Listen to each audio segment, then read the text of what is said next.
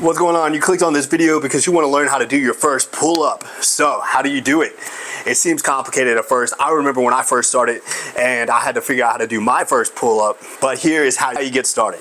So number one, you're going to want to do what's called a dead hang, and that means you're just going to start getting your muscles, your wrists, your forearms, and all those things accustomed to holding on and building up that grip strength you need to be able to get started doing it. So what you do is you're simply, just like this picture right here shows, you're just going to hang on the bar and get used to hanging there for 30 seconds at a time, or as long as you can at first. You might not even be able to do 30 seconds at first. That's okay. We're working on something. Don't worry about how you look in the gym. Everybody's been there. You're going to look cool in a while, so don't worry about how you look today. Get focused on what you got to do. So you're hanging there for 30 seconds. You're developing that skill. Now, the next part is after you've done that for a couple weeks and you get good at that, and you could do that easily, then we're going to look at doing an assisted version of a pull-up. So either you can use bands like this, or you can find an assisted pull-up machine at your gym. A lot of the Planet Fitnesses and such have it, which is a platform that goes underneath you and gives some weight to counterbalance you. So you can focus on doing the movement instead of just pulling yourself through it.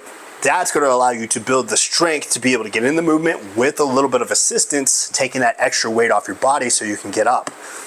Once you get good at that, the next part of the process is you're going to start going into kind of what I call is cheating a little bit. So you're going to jump into it, and you're going to try to jump into it and pull yourself up. If you're not quite able to do that yet, we're going to back it up one step, and we're going to start from the top of the range of the motion. You're going to get a stool. You're going to step up on there, pull yourself to the top of the range of the motion, and slowly let yourself down. So you're going to start at the very top because you're on a stool, so you can get up to the very top, and then you just lower yourself down. And do that for a couple weeks, get used to it. Use the stool, you step up there, you get in the position, lower yourself down.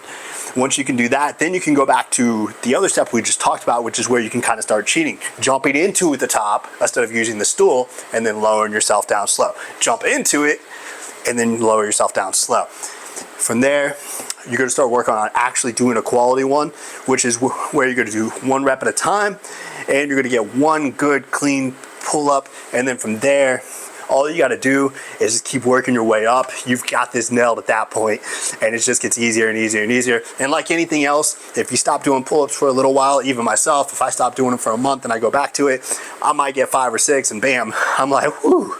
But once you get used to it, the muscle gets developed and that pattern is memorized and that muscle memory is there, you can start building back up easily and get back into higher reps of the pull-ups. It's a great way to warm up for your workout. It's a great way to be able to get a workout anywhere you're at. And anyways, that about sums it up. See you later.